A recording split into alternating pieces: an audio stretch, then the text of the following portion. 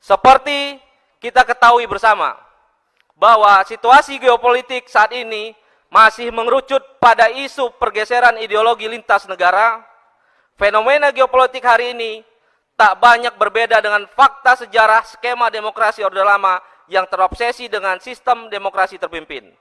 Situasi di mana ketegangan ideologi berubah menjadi beberapa peristiwa berdarah di banyak pesantren masjid yang justru melibatkan oknum-oknum di sekitar kekuasaan. Tema radikalisme menjadi salah satu alat propaganda paling menguntungkan dan efektif bagi sedikit kelompok berhaluan ideologi kiri untuk menyudutkan kelompok Islam. Realitas politik yang menghalalkan segala cara sedang dimainkan oleh segelintir elit politik yang dikendalikan oleh oligarki, menyeret bangsa ini terjebak dalam pertengkaran global dengan secara perlahan mengorbankan kedaulatan serta kepentingan nasional. Politik adu domba masih menjadi cara paling keji yang diagendakan oleh para penggiat komunisme yang belum sepenuhnya disadari oleh anak-anak bangsa. Sebagai entitas mayoritas hari ini benar-benar terjebak dalam konstelasi perebutan kekuasaan yang hanya memanfaatkan partisipasi politik secara tidak hormat.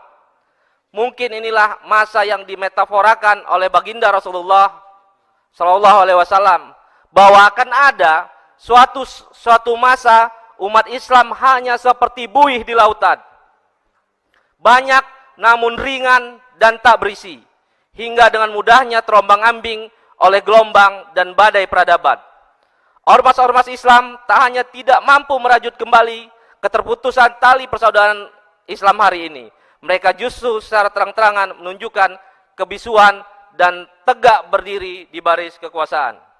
Umat Islam Indonesia sangat rentan dengan adu domba dan seringkali menjadi korban pertarungan dan konvergensi lintas mazhab dan pemikiran. Kondisi Islam politik yang demikian rapuh semakin tak diperhitungkan peran serta pengaruhnya. Saat kepemimpinan nasional dikendalikan oleh orang yang tidak memiliki komitmen yang tinggi, era di mana geliat ekonomi, gerakan politik umat Islam dikontrol secara ketat hingga bahkan ditiadakan eksistensinya. Tak jarang banyak ulama yang harus menanggung resiko dakwah dengan delik hukum syarat diskriminasi. Bahkan tanpa ragu, aset kekayaan umat Islam hendak dijarah dengan modus gerakan wakaf.